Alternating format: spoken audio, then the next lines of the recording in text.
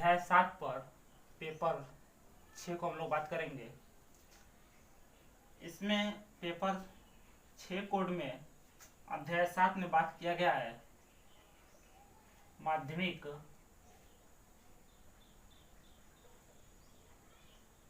शिक्षा आयोग। माध्यमिक शिक्षा आयोग 1952-53। आज हम लोग बात करेंगे माध्यमिक शिक्षा आयोग 52 और 53 में। इसमें हम लोग देखेंगे कि माध्यमिक शिक्षा आयोग होता क्या है। माध्यमिक शिक्षा आयोग जो है वह आधुनिक युग की देन स्वीकार किया है। माध्यमिक शिक्षा आयोग जो है आधुनिक युग की देन स्वीकार किया है 1952 और 53 में। अब हम लोग इसमें पॉइंट करके देखेंगे, क्योंकि पॉइंट देखने से यह चीज आसान रहता है कि हमें अगर व्याख्यान करना हो तो पॉइंट याद रहती है तो हम उससे व्याख्यान कर लेते हैं। अगर व्याख्यान हम लोग पढ़ेंगे तो पॉइंट उतना क्लियर नहीं हो पाता, इसीलिए हम लोग पॉइंट में देखेंगे। आइए हम लोग बात करते हैं पॉइंट करके। जो माध्यमिक शिक्षा आयोग है वह वैदिक कालीन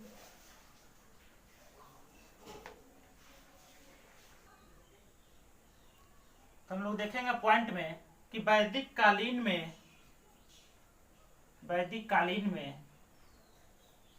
शिक्षा के 2 स्तर थे। आप लोग जानते हैं पहला स्तर प्राथमिक स्तर और दूसरा उच्च स्तर। अब लोग हम इसी पे बात हम लोग करेंगे। अगला पॉइंट हम लोग देखेंगे कि भारत में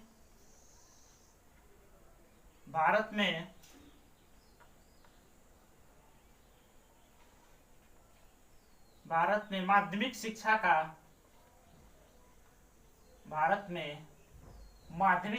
का सूत्रपात करने का श्रेय मिशनरियों को प्राप्त है। क्वेश्चन पूछ सकता है कि भारत में माध्यमिक शिक्षा का सूत्रपात किसको प्राप्त है, तो मिशनरियों को प्राप्त है। तीसरा पॉइंट हम लोग देखेंगे, जो मिशनरी थे मिशनरियों ने देश के वे देश के कुछ भागों पर 18वीं शताब्दी के अंत में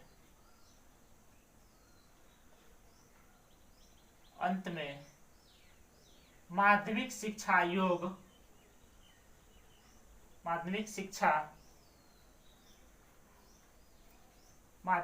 आयोग की स्थापना की। क्वेश्चन पूछ देगा कि भारत में मिशनरियों ने किस शताब्दी में माध्यमिक शिक्षा आयोग का गठन किया या स्थापना किया था। 18वीं शताब्दी में। और हम लोग अगला पॉइंट देखेंगे, 18वीं शताब्दी में मिशनरियों ने जो स्कूल खोले थे उसी को नकल करते हुए मिशनरियों के अनुसरण करके भारत के कुछ राष्ट्रप्रेमी 19वीं शताब्दी में माध्यमिक माध्यमिक विद्यालय की स्थापना की। मिशनरियों का नकल भारत के लोगों ने करके 19वीं शताब्दी में माध्यमिक विद्यालय की स्थापना की। अगला पॉइंट हम लोग देखेंगे, माध्यमिक विद्यालय का स्थापना करने का मुख्य जो उद्देश्य था उसको हम लोग देखेंगे। स्थापना करने का मुख्य उद्देश्य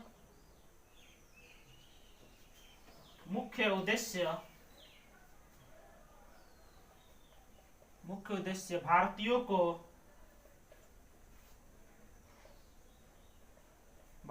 को अंग्रेजी भाषा सीखने की पूर्ति करना था। जो भारत में माध्यमिक विद्यालय खोलने की 19वीं शताब्दी में जो स्थापना किया गया उसका यही श्रेय था कि भारतीयों को अंग्रेजी सीखने का आवश्यकता था। अगला पॉइंट हम लोग देखेंगे, अतः उन्हें प्राथमिक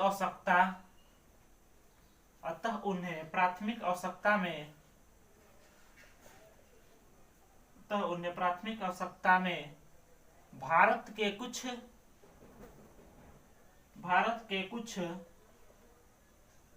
अंग्रेज शासकों से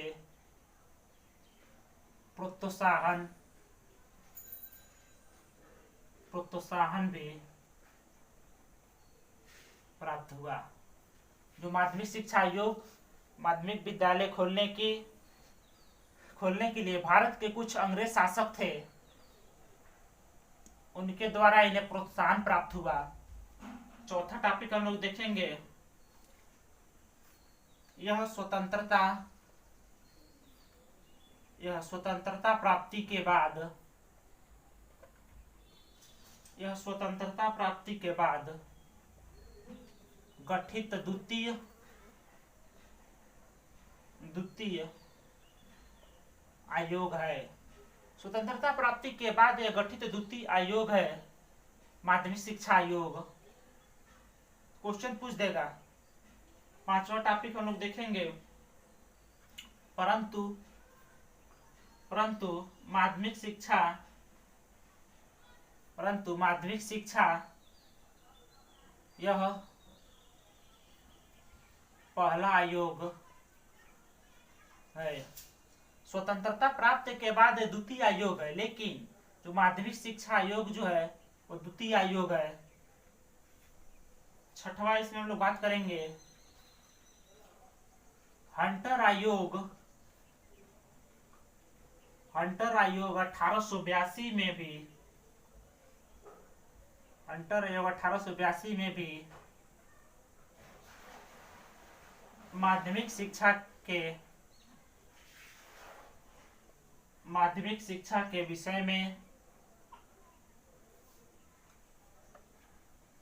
में गठन किया गया था। हंटर आयोग 1882 में भी माध्यमिक शिक्षा के बारे में बात किया गया था। अब हम लोग आगे देखेंगे, जो हंटर आयोग था, हंटर आयोग ने माध्यमिक शिक्षा को महत्वपूर्ण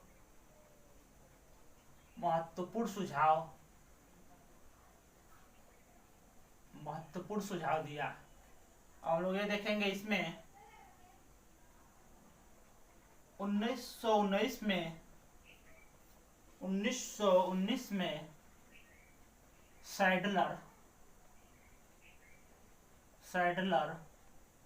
शिक्षा का गठन हुआ। इसका इसका उद्देश्य यह था कि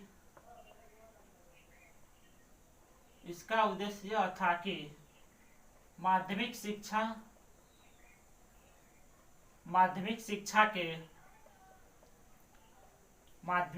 के प्रारूपों में परिवर्तन लाना। देखिए 1919 में सैडलर शिक्षा को लागू किया गया। सैडलर शिक्षा लागू करने का उद्देश्य यही था कि माध्यमिक शिक्षा के प्रारूप जो थे उसमें परिवर्तन लाना। अगला टॉपिक हम लोग देखेंगे पॉइंट, जाकिर हुसैन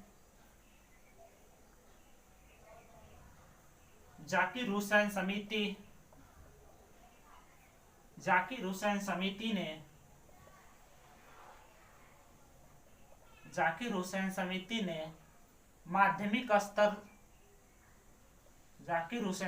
ने माध्यमिक स्तर तक बुनियादी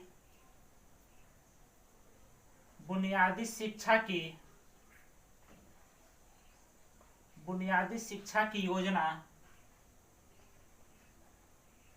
प्रस्तुत की।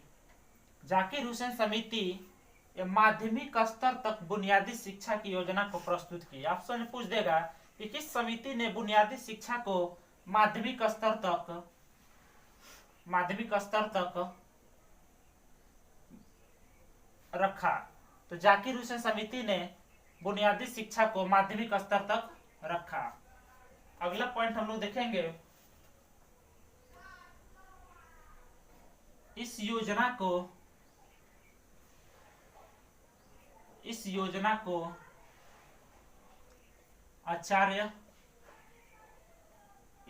को आचार्य नरेंद्र देव शिक्षा पद्धति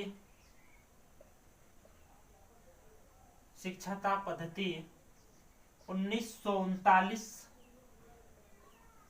में लागू किया। जो बुनियादी शिक्षा की जो योजना थी उस योजना को आचार्य नरेंद्र देव शिक्षा पद्धति में 1939 में लागू किया। इसके पश्चात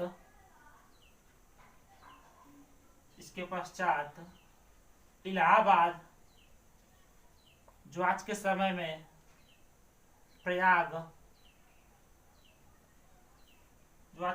प्रयागराज में अध्ययन के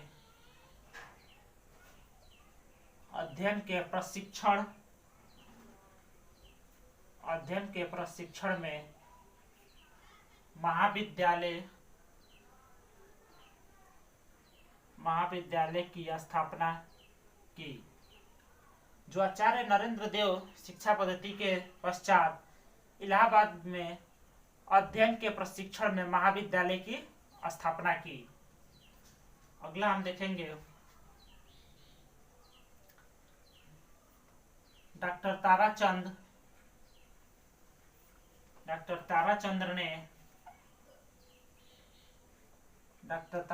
ने शिक्षा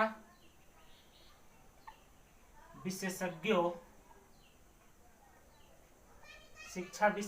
का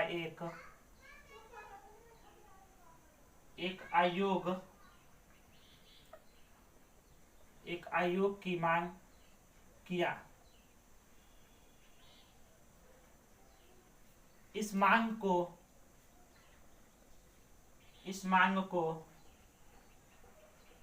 1951 में शिक्षा सलाहकार द्वारा दोहराया गया। डॉक्टर ताराचंद शिक्षा विशेषज्ञों के लिए एक मांग मांगा जिसको 1951 में दोहराया गया।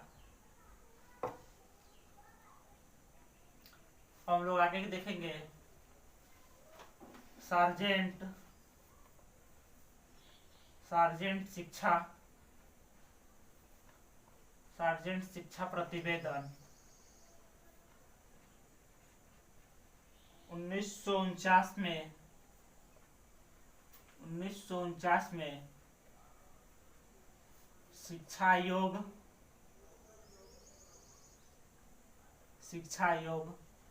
लागू किया। सार्जेंट शिक्षा प्रतिवेदन 1949 में शिक्षा आयोग लागू किया। इस शिक्षा आयोग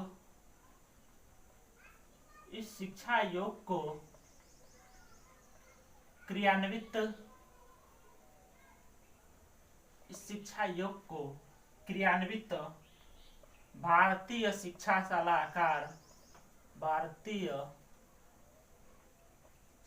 सलाहकार डॉक्टर ताराचंद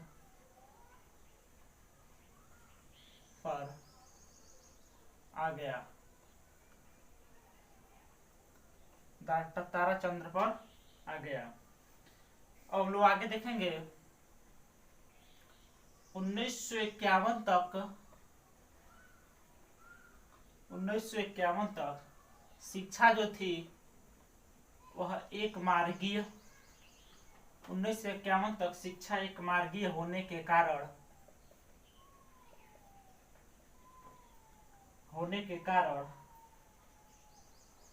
अत्यंत विस्तृत थी। 1951 तक शिक्षा का जो मार्ग था वह एक मार्गीय शिक्षा था, इसलिए शिक्षा अत्यंत विस्तृत थी और व्यापक था। अगला आप लोग पॉइंट देखेंगे, अतः भारत सरकार ने 23 सितंबर 1952 को मद्रास विश्वविद्यालय के कुलपति डॉक्टर लक्ष्मण स्वामी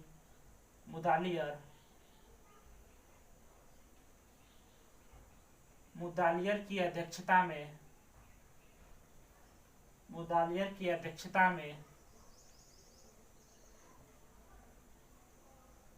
माध्यमिक शिक्षा आयोग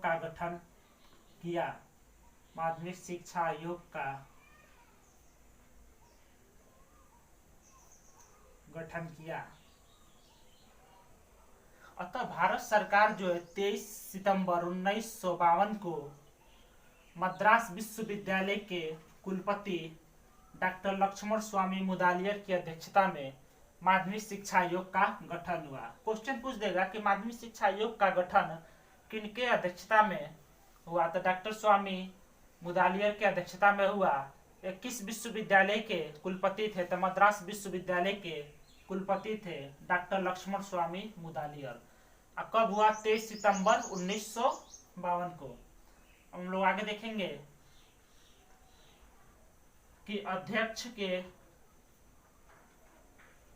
अध्यक्ष के नाम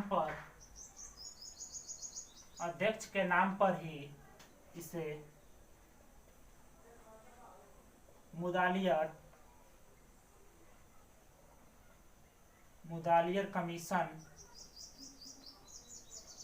कमीशन भी कहते हैं। जो माध्यमिक शिक्षा आयोग है इसके अध्यक्ष डॉक्टर लक्ष्मण स्वामी मुदालियर के नाम पर ही इसका नाम रखा गया। इसे मुदालियर कमीशन भी कहते हैं। माध्यमिक